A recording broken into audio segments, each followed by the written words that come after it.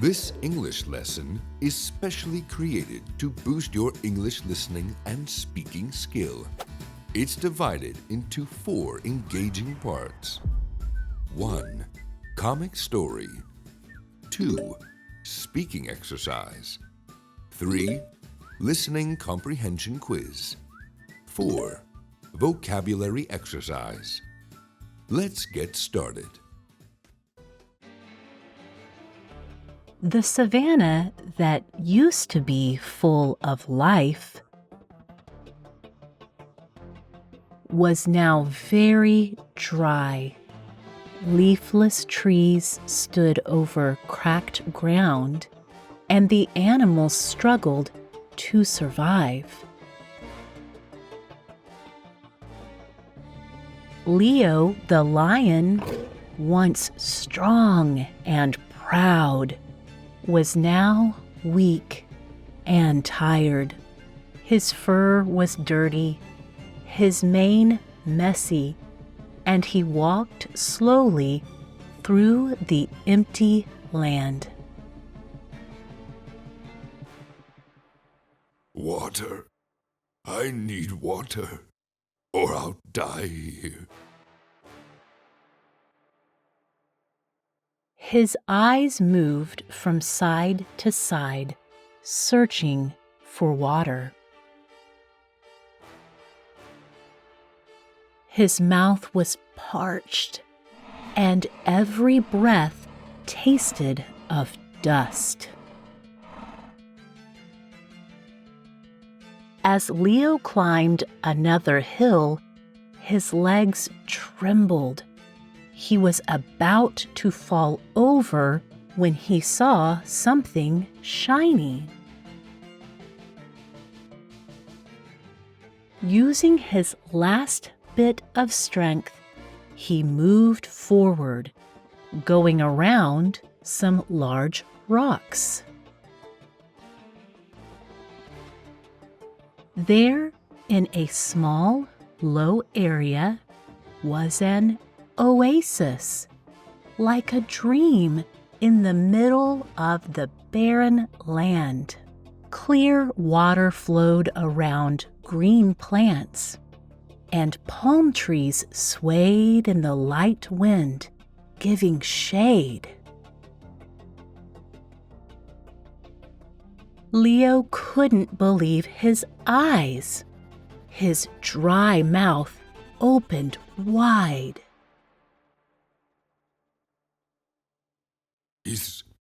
Is this real? Am I dreaming?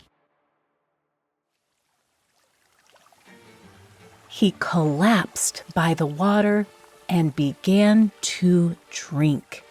The cool water made him feel alive again, and with each sip, he felt stronger and more clear-headed. As he started to feel better, a troubling thought crossed his mind. Leo lifted his head, water dripping from his face, and looked at the oasis. A sneaky smile spread across his face. Why should I share this? I found it. It's mine. All mine.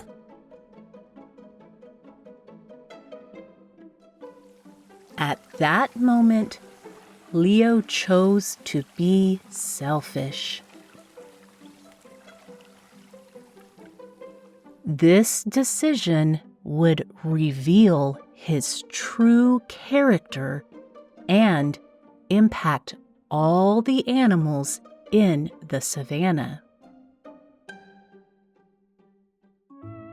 Meanwhile, Cheyenne the cheetah, who was known for being kind and helpful, was also looking for water.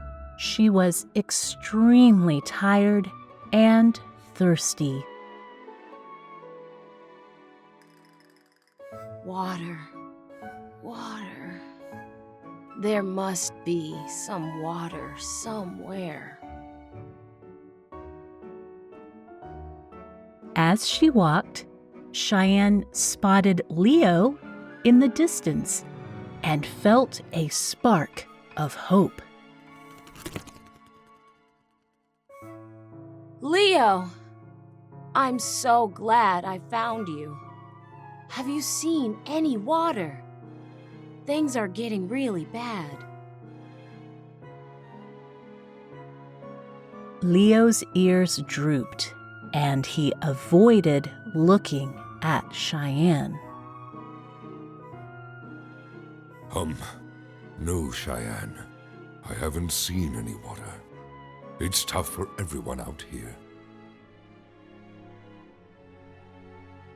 Cheyenne's shoulders slumped, and she looked very sad.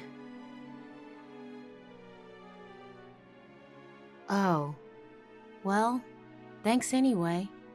I'll keep looking. As Cheyenne walked away, Leo felt a bit bad. But soon forgot about it and went back to his secret oasis. Over time, things got worse in the savannah. Animals that used to be strong now looked like walking skeletons. The air smelled bad and thick with sadness. A giraffe with his long neck bent down tried to reach the last leaves on a dying tree.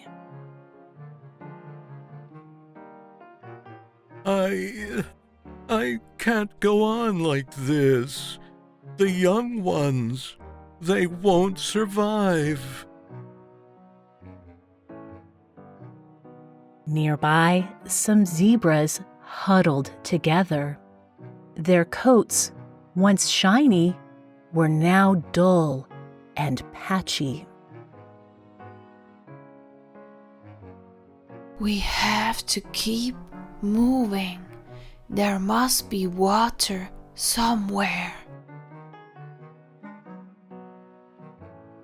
But hope was nearly gone. Vultures circled above, waiting for animals to die. Meanwhile, Leo lay by his secret oasis. His fur was shiny, and he had plenty to eat and drink.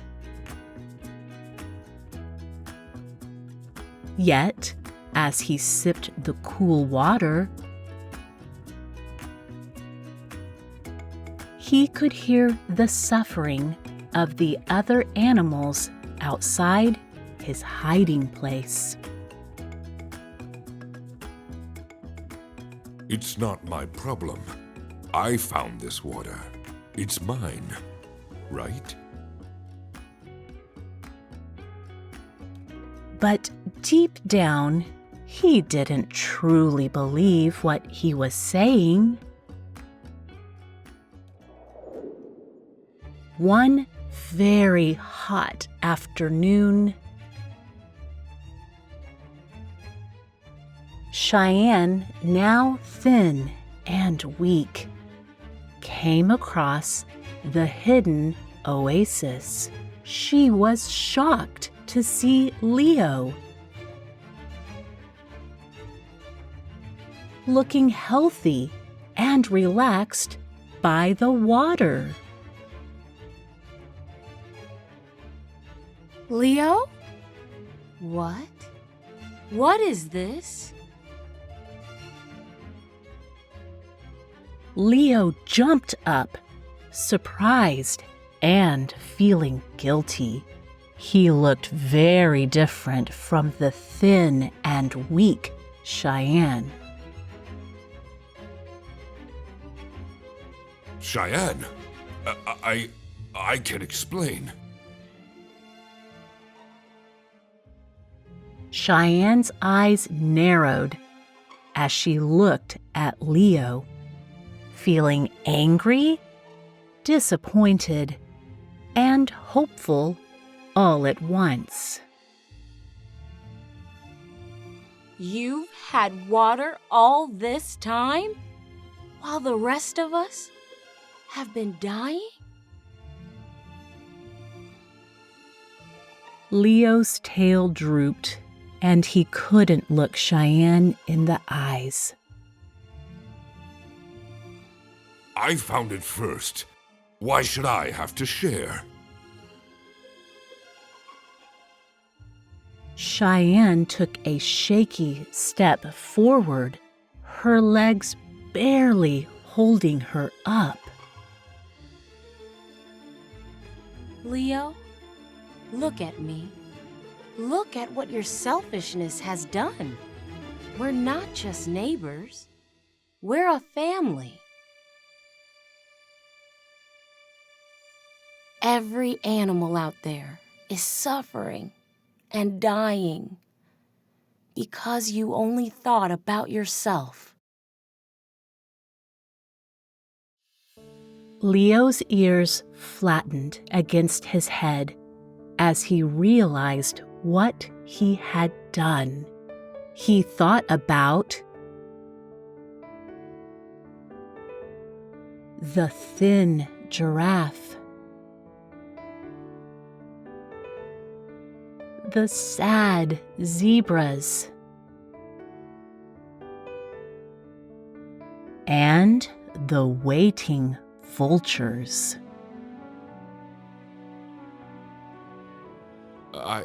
I didn't think. I never wanted this to happen.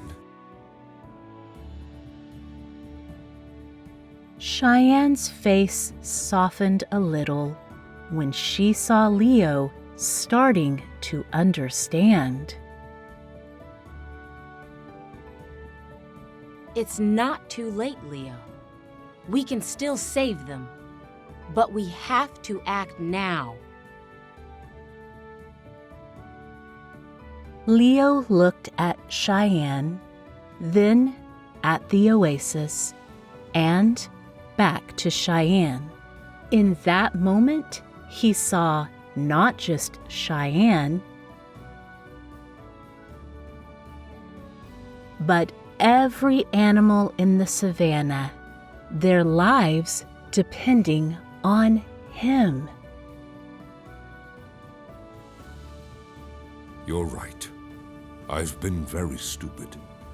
Come on, we don't have any time to waste. Together, Leo and Cheyenne ran across the savannah, spreading the news about the oasis. Leo's loud roar, once a source of fear, now gave hope, calling all animals to come and drink. As the news spread, animals began moving toward the oasis. All kinds of creatures, both predators and prey, made their way there. At the oasis, Leo worked hard, helping the weakest animals drink and asking the stronger ones to assist others. Cheyenne ran back and forth, guiding lost animals to the water. Leo, you saved us all. How can we thank you? Leo shook his head, feeling ashamed. He knew he didn't deserve their thanks. No, my friend, I should be thanking you. You've taught me what real strength is. The day went on. The oasis transformed. What had been a hidden place became a lively spot. Animals that were close to death were now laughing and playing in the water. The air, once heavy with sadness, was now filled with joy and hope. As the sun began to set, painting the sky orange and pink, Leo stood on a small hill overlooking the oasis. Cheyenne joined him, feeling stronger. I thought keeping this for myself would make me happy. But this, seeing everyone alive, healthy, and together, this is real happiness. That's what being in a community means, Leo. We're stronger when we work together. And now, thanks to you, we can make our savannah even better than before.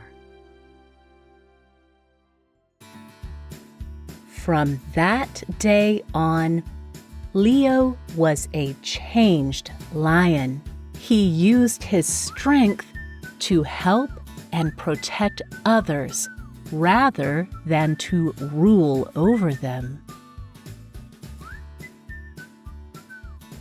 The savannah improved because everyone worked together, and Leo learned that giving to others made him happier than being selfish.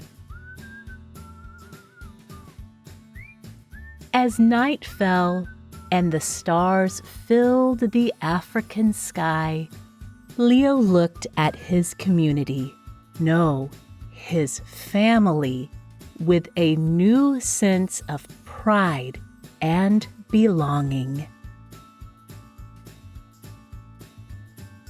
I never knew being part of something bigger could feel so good.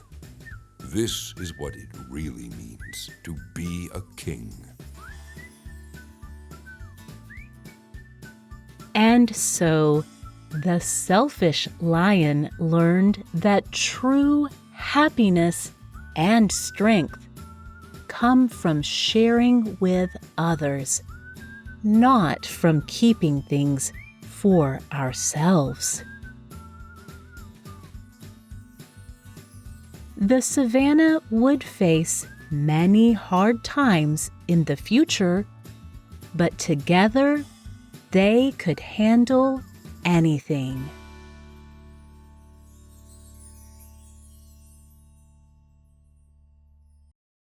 Learning English was hard for me at first.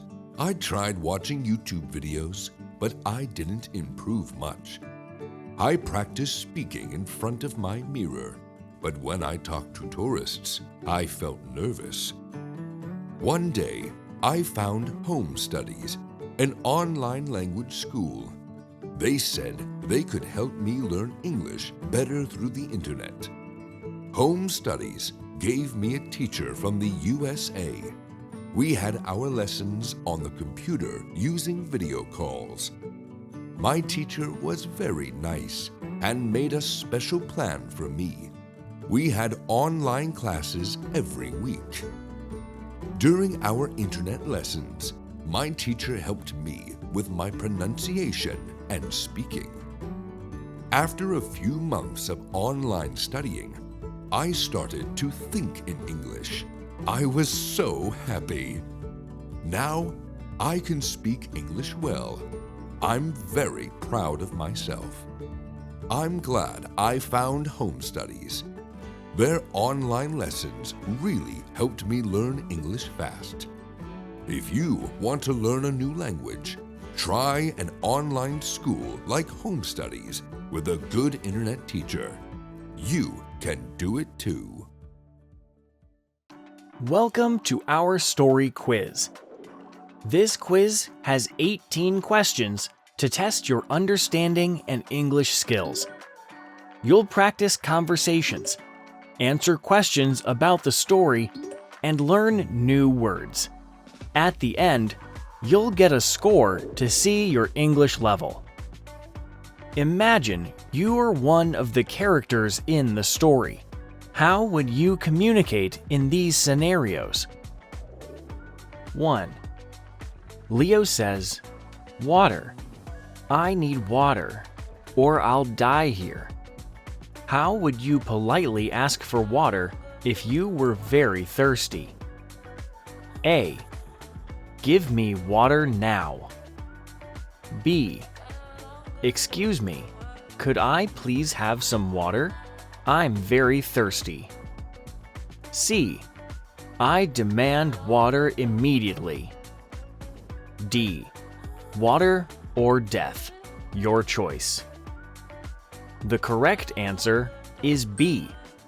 It's important to be polite when asking for help, even in desperate situations. 2. Cheyenne asks Leo, "Have you seen any water? Things are getting really bad." How would you respond if you knew about the oasis but didn't want to share? A. Yes, there's plenty of water, but it's all mine. B. No, I haven't seen any water. Good luck finding some. C. Why should I tell you? Find your own water. D. I might have seen some, but I can't remember where. The correct answer is D. This response avoids outright lying while still not revealing the truth about the oasis. 3. The giraffe says, I can't go on like this. The young ones, they won't survive." How would you offer comfort and support? A. That's too bad. Good luck. B. We're all suffering. Deal with it. C. You're right. It's hopeless. D. Don't give up hope. We'll find a solution together. The correct answer is D. This response offers encouragement and promotes working together. 4. Cheyenne confronts Leo about the oasis, saying, "You've had water all this time, while the rest of us have been dying?" How would you apologize if you were Leo? A. It's not my fault you didn't find it first. B. I'm truly sorry. I was selfish, and I realize now how wrong I was. C. Well, what's done is done. Let's move on. D. You would have done the same thing in my position. The correct answer is B. This response shows genuine remorse and acknowledges the mistake. 5. Leo asks Cheyenne, "How can we save the other animals?" What would you suggest? A. It's too late. Let's keep the water for ourselves. B. We should tell everyone about the oasis right away. C. Let's wait and see if they find it on their own. D. We should sell the water to the highest bidders. The correct answer is B. This response shows a willingness to help and share the resource with others. 6. The zebra leader says, "We have to keep moving. There must be water somewhere." How would you offer hope? A. Give up. There's no water anywhere. B. You're right. Let's keep searching together. C. Every animal for themselves. D. Maybe we should leave the savannah entirely. The correct answer is B. This response encourages perseverance and teamwork. A good reader pays attention to the details. Let's find out how observant you were during this story. 7. What was Leo's initial reaction when Cheyenne discovered the oasis? A. He tried to explain and defend his actions. B. He invited her to join him. C. He chased her away. D. He pretended he had just found it. The correct answer is A. Leo was surprised and tried to explain, saying, "Cheyenne, I can explain." 8. How did Leo's decision to share the oasis change the savannah? A. It saved many animals and brought the community together. B. It caused more fighting among the animals. C. It dried up the oasis faster. D. It had no effect on the other animals. The correct answer is A. Sharing the oasis saved many animals and transformed the savannah into a lively, joyful place. 9. In the story, Leo says, "I thought keeping this for myself would make me happy." What does this tell us about selfishness? A. Selfishness always leads to happiness. B. Selfishness can sometimes be good. C. Selfishness often doesn't bring true happiness. D. Selfishness is the key to success. The correct answer is C. Leo learned that sharing and helping others brought him more happiness than being selfish. 10. The phrase, "Leo lay by his secret oasis," describes the setting. What does oasis mean in this context? A. A water source in a desert or dry area. B. A small forest. C. A type of plant. D. A hidden cave. The correct answer is A. An oasis is a water source in a desert or dry area, which is exactly what Leo found in the dry savannah. 11. The story mentions that Leo's ears drooped when he lied to Cheyenne. What does drooped mean here? A. Perked up. B. Fell or hung down. C. Twitched. D. Grew larger. The correct answer is B. Drooped means fell or hung down, indicating Leo's discomfort or guilt. 12. The narrator describes the animals as walking skeletons. This is an example of what literary device? A. Simile. B. Metaphor. C. Personification. D. Alliteration. The correct answer is B. This is a metaphor, comparing the extremely thin animals to skeletons to emphasize their poor condition. Let's strengthen your word skills with these vocabulary questions from the tale. 13. When Cheyenne confronts Leo, she says, "We're not just neighbors, we're a family."